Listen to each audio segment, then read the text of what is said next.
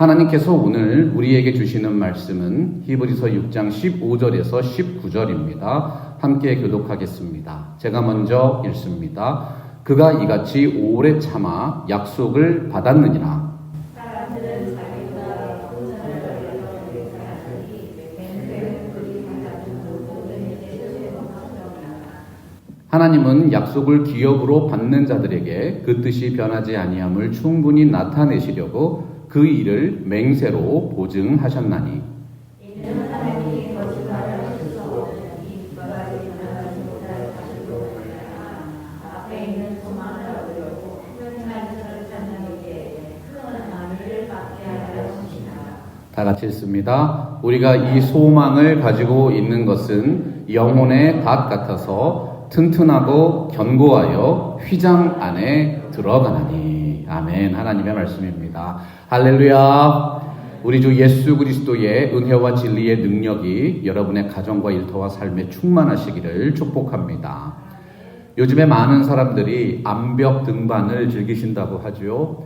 암벽을 등반할 때 안전한 이유가 무엇일까요? 끊어지지 않는 로프가 몸에 연결되어 있기 때문이죠.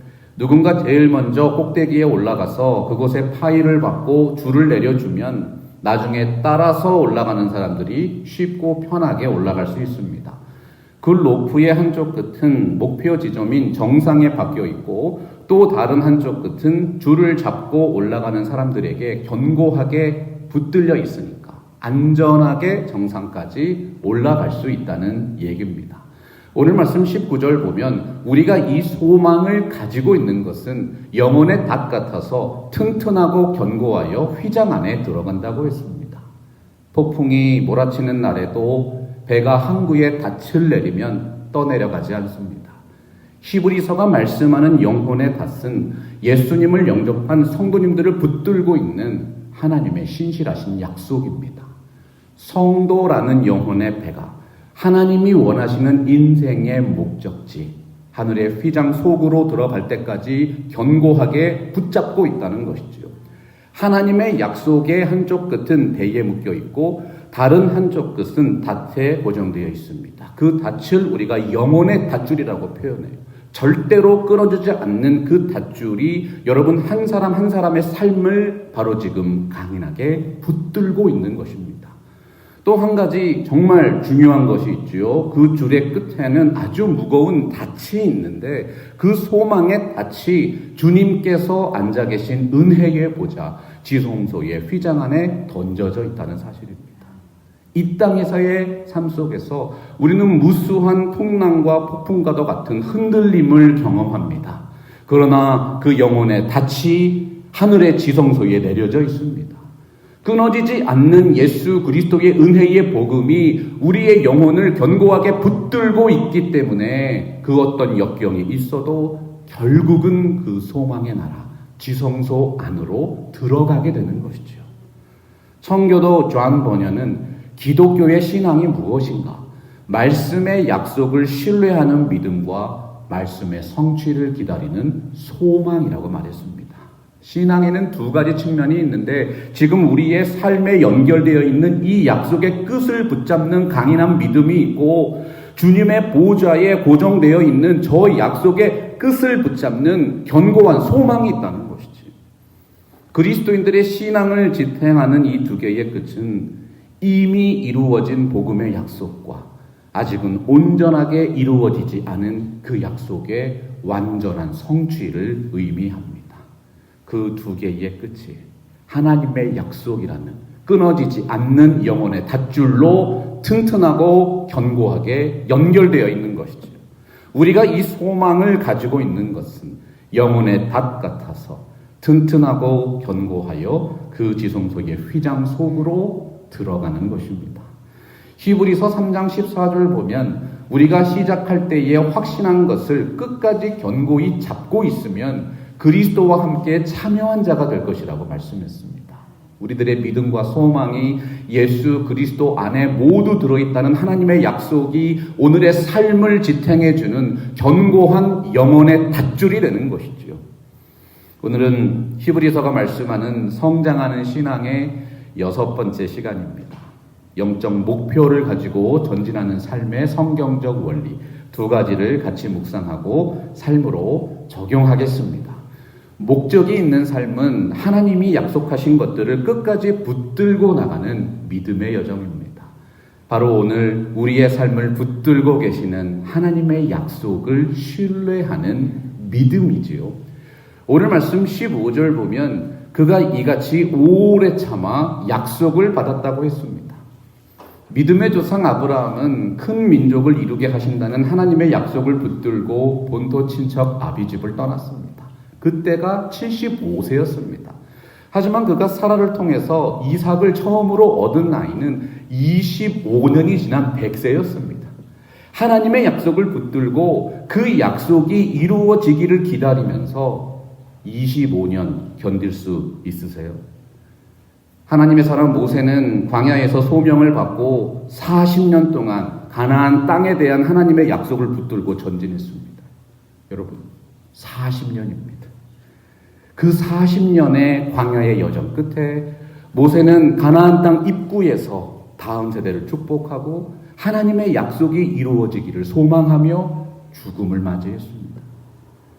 로마서 4장 3절 보면 아브라함이 하나님을 믿음에 그것이 그에게 의로 여겨준 바 되었다고 했습니다. 아브라함은 하나님을 향한 믿음이 흔들릴 때마다 그 약속을 붙들었습니다. 오늘 말씀이 기록한 대로 저가 이같이 오래 참아서 그 약속을 받은 것입니다. 성경이 말씀하는 믿음은 인내가 필요합니다. 오늘 복음을 받았다고 해서 우리 삶의 모든 문제가 당장 해결되고 갑자기 영화로운 상태로 변화되는 것이 아니죠. 오래 참음은 사랑의 특성이기도 하지만 믿음과 성령의 열매입니다. 말 그대로 성숙한 신앙의 가장 중요한 지표 중에 하나인 것이지요. 특히 성경에서 성도의 인내는 주님의 재림을 기다리는 소망과 관련돼서 사용됩니다.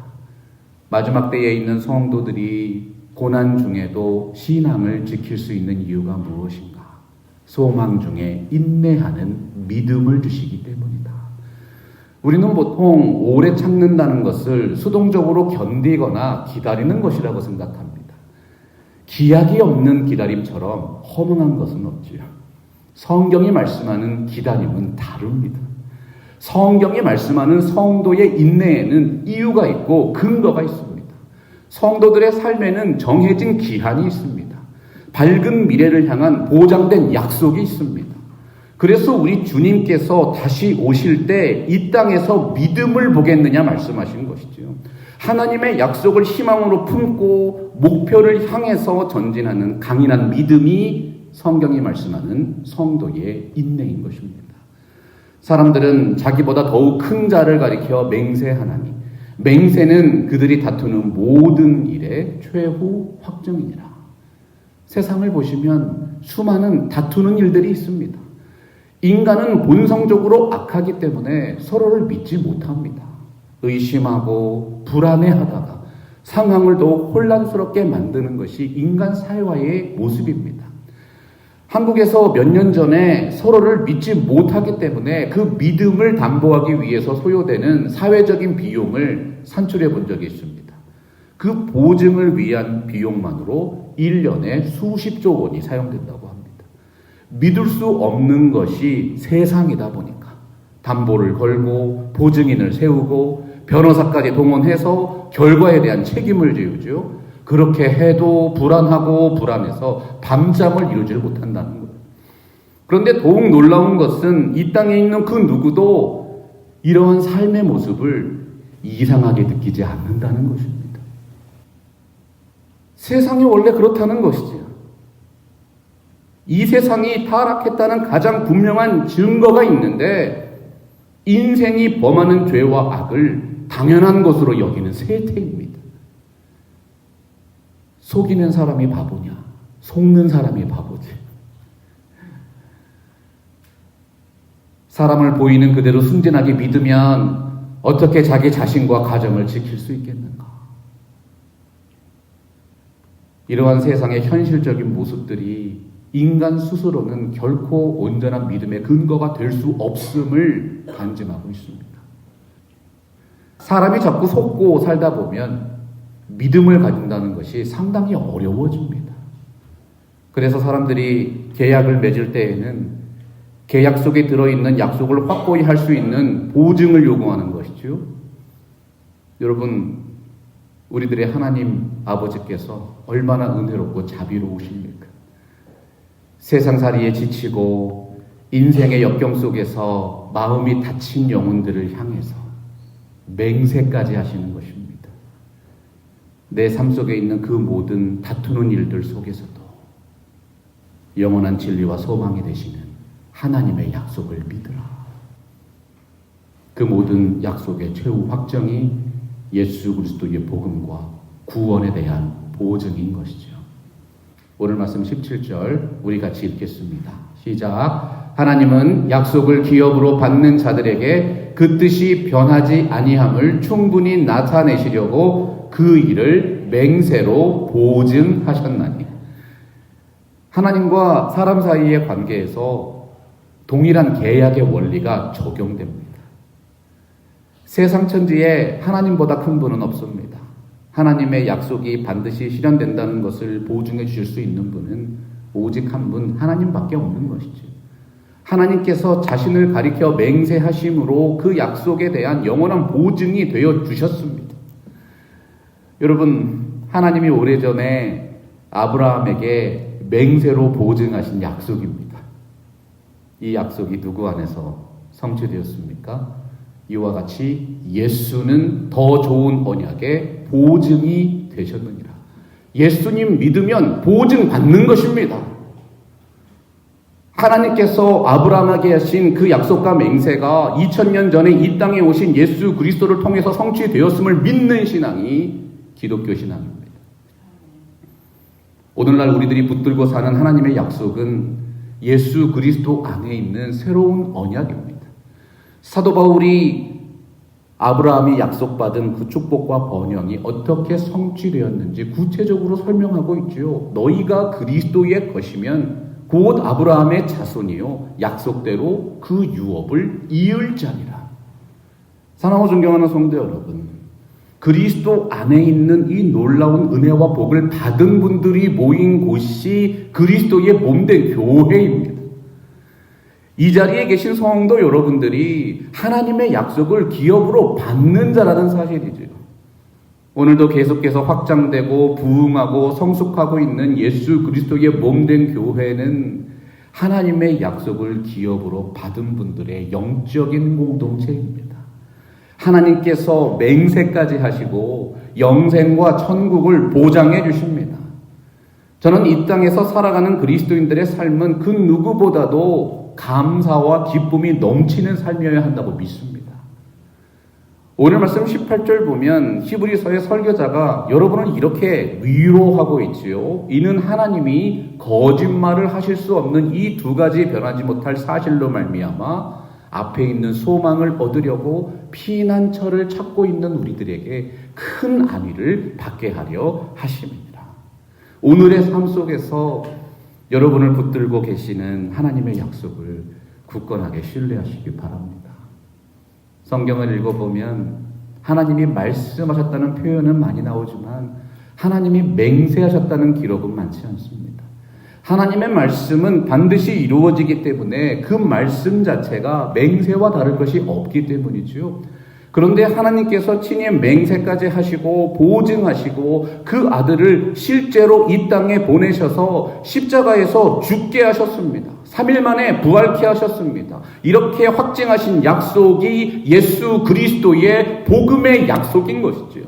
자기 아들을 아끼지 아니하시고 우리 모든 사람을 위하여 내어주시니까 어찌 그 아들과 함께 모든 것을 우리에게 은사로 주지 아니하겠느냐.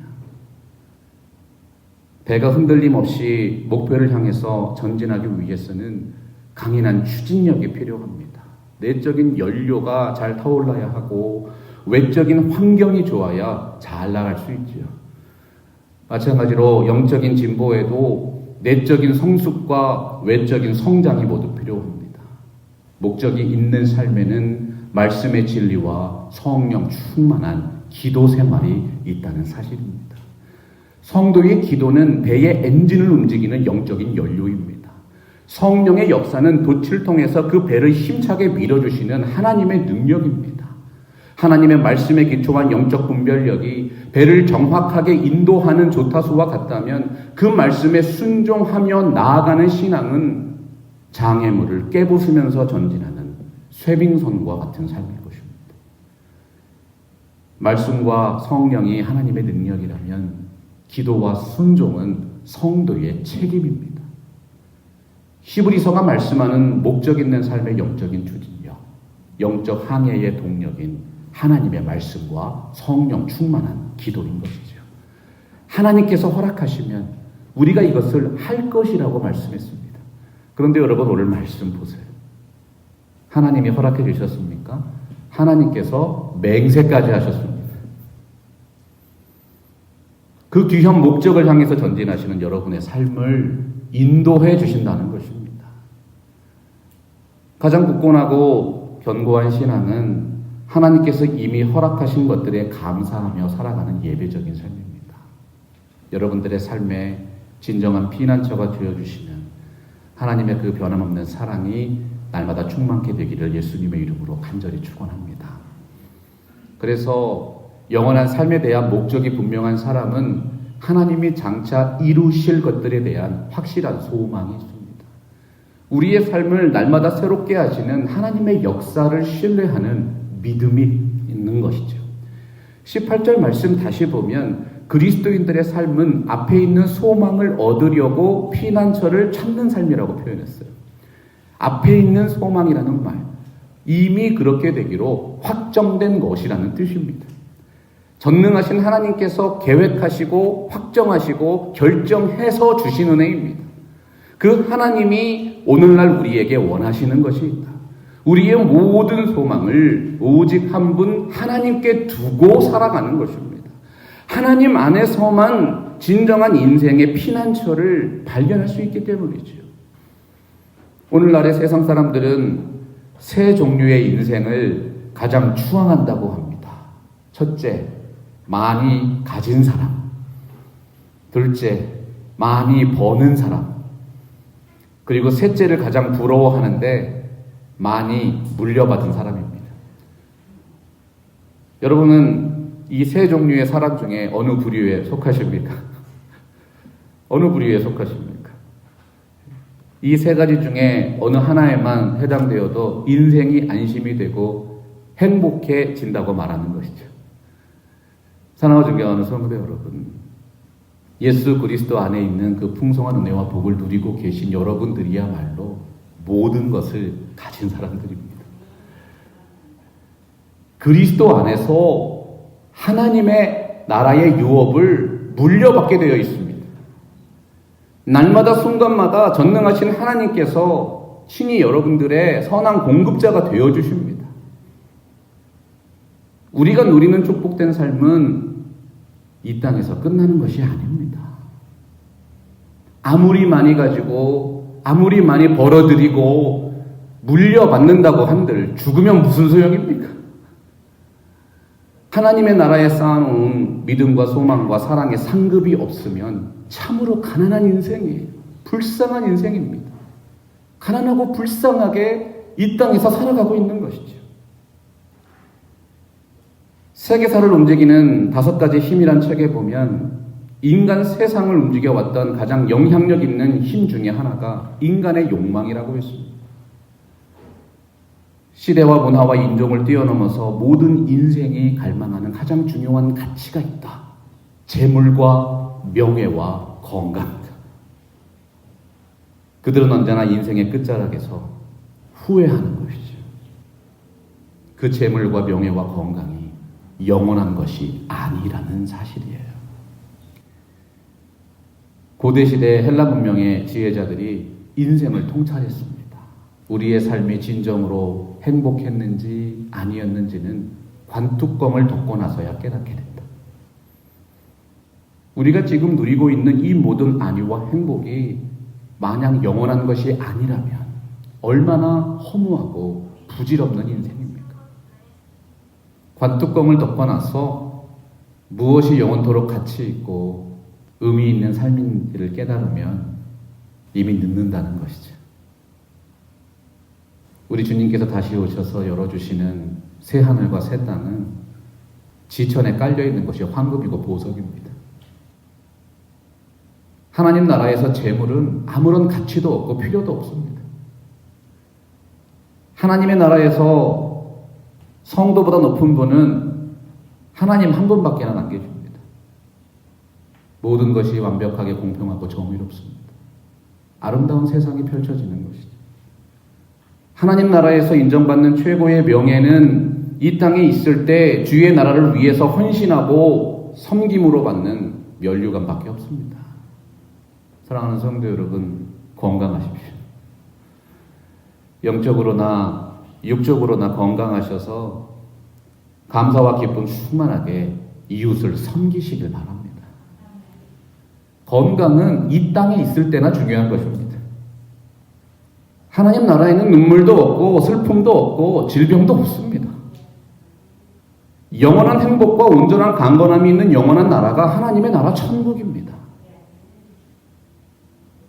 이러한 영원한 소망을 품고 있는 우리들이 이 땅에서 어떠한 삶을 살아야겠습니까? 그러므로 내 사랑하는 형제들아, 견실하며 흔들리지 말고 항상 주의 일에 더욱 힘쓰는 자들이 되라. 이는 너희의 수고가 주 안에서 헛되지 않은 줄을 알미니라. 지혜로운 인생은 영원한 것에 투자하는 인생입니다.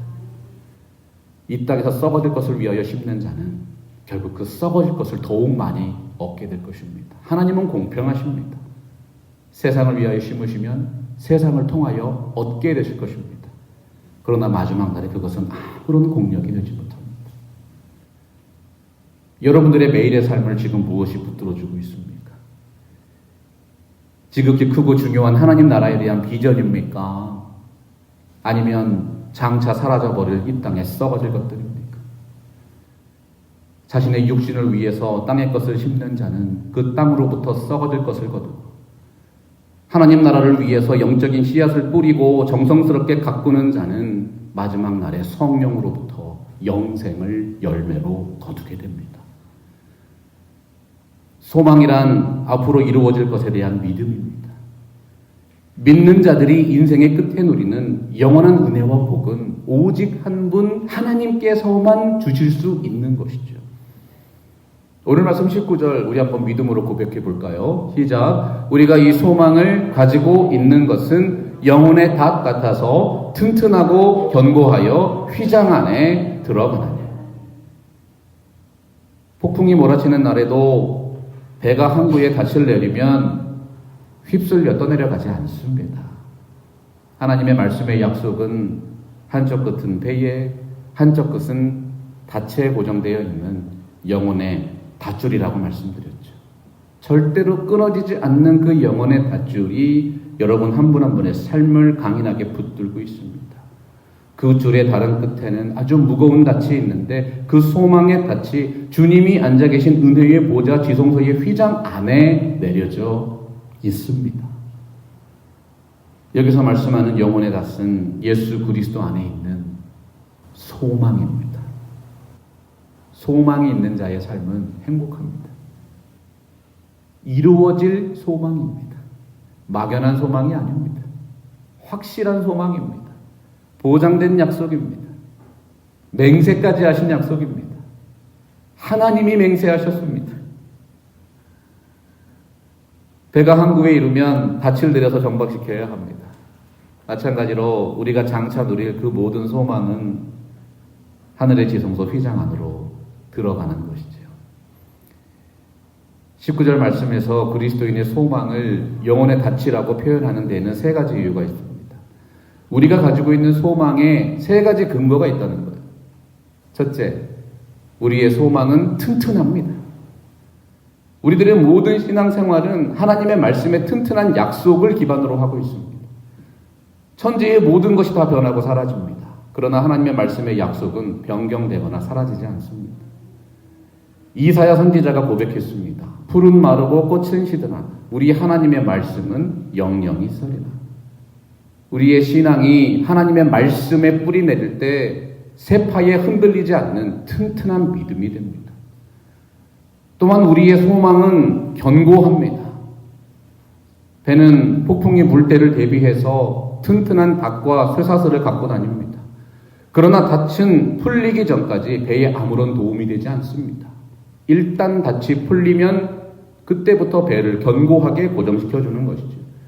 마찬가지로 예수 그리스도 안에 있는 복음의 약속은 우리의 삶을 견고하게 붙들어주는 영혼의 닷과 같습니다. 예수님을 믿을 때 그 영혼의 닻이 내려지는 것이죠. 하나님의 은혜의 바다에 소망의 닻을 던지면 우리의 믿음이 하나님의 은혜 속에서 더욱 견고하고 강인하게 성장해 가는 것입니다. 우리들이 예수 그리스도 안에서 소망하는 그 모든 약속이 무엇입니까? 우리의 영혼의 닻이 던져져 있는 하나님의 나라 지성소 안으로 들어가는 것입니다. 아무리 좋은 닻이 있어도 바른 곳에 던져야만 효과가 있습니다. 엉뚱한 곳에다가 닻을 내리고 머무르고 있으면 허송세월입니다. 확실하게 이루어질 튼튼하고 견고한 약속의 땅에 소망의 닻을 내리셔야 하는 것입니다. 여러분, 우리 다 같이 히브리서 6장 20절 말씀 같이 믿음으로 선포해 볼까요? 시작. 그리로 앞서가신 예수께서 멜기세덱의 반차를 따라 영원히 대제사장이 되어 우리를 위하여 들어가셨느니라. 아무도 올라가지 못하는 암벽을 등반할 때는 한 선구자가 허리에 밧줄을 묶고 모든 위험을 감수하고 그 암벽을 가장 먼저 정복해야 합니다. 그분이 올라가실 때는 그 누구도 도와줄 수 없습니다. 100% 스스로의 능력으로 올라가야 합니다. 하지만 일단 그 선구자가 산 정상의 파일을 받고 끊어지지 않는 밧줄을 밑에 내려주면 거기서 기다리고 있는 수많은 사람들에게 그 밧줄이 소망의 약속이 되는 것입니다. 이제 그분들이 할 일은 그 밧줄을 몸에 믿음으로 단단히 고정시키고 한 걸음 한 걸음 올라가면 되는 것이죠. 올라가는 분들에게 책임이 하나 있습니다. 그 밧줄이 절대로 끊어지지 않을 것이라는 믿음이 있어야 합니다. 그래야지만 그 험한 신앙의 절벽으로 올라갈 수 있는 것이죠. 여러분, 올라가다가 힘이 다 빠져서 두 손을 놓고 실신해도 괜찮습니다. 위에 계신 분께서 절대 그냥 내버려 두시지 않습니다. 위에서 격려하고 계십니다. 응급 상황에서는 끌어올려 주십니다. 올라가는 자들에게 절대로 끊어지지 않는 구원의 밧줄이 묶여져 있기 때문이죠. 사랑하는 팜스프링스 개혁장로교회 성도 여러분, 그리로 앞서가신 예수께서 우리 믿는 자들의 영혼이 영원한 하나님 나라의 도성에 안전하게 도착할 수 있도록 모든 준비를 해놓으셨습니다. 다만 하나님은 여러분께서 그 험한 신앙의 절벽길을 오르고 있는 수많은 사람들을 진정으로 도울 수 있는 강인한 믿음의 용사들이 되기를 원하시는 것입니다. 그리스도 안에서 보장된 구원을 누리기만 하지 말고 이제는 우리 교회가 다른 사람들을 격려하고 끌어올리고 함께 정상으로 올라갈 수 있는 성숙한 신앙을 갖기 원하시는 것이죠. 여러분, 이것이 바로 히브리서가 말씀하는 사랑으로 섬기는 자의 삶입니다. 하나님은 불의하지 아니하사 너희 행위와 그의 이름을 위하여 나타낸 사랑으로 이미 성도를 섬기는 것과 이제도 섬기고 있는 것을 잊어버리지 아니하시느니라. 하나님이 주신 인생의 목적을 깨달은 사람은 이 땅에서의 삶이 무엇을 먼저 추구해야 하는지 깨달은 사람입니다. 하나님께서 스스로 맹세까지 하시고 약속하신 그 풍성한 은혜와 복을 여러분들 이미 누리고 계십니다. 이제 그 영원한 약속 안에서 장차 이루어 주실 것에 대한 확실한 소망으로 행복하게 전진하십시오. 여러분의 삶을 더욱 새롭게 하실 하나님의 역사를 신뢰하는 믿음과 소망과 사랑이 우리 팜스프링스 개혁 장로교회 모든 성도 여러분들의 가정과 일터와 이 교회 위에 충만케 되기를 예수 그리스도의 이름으로 축원합니다. 말씀 앞에서 경외함으로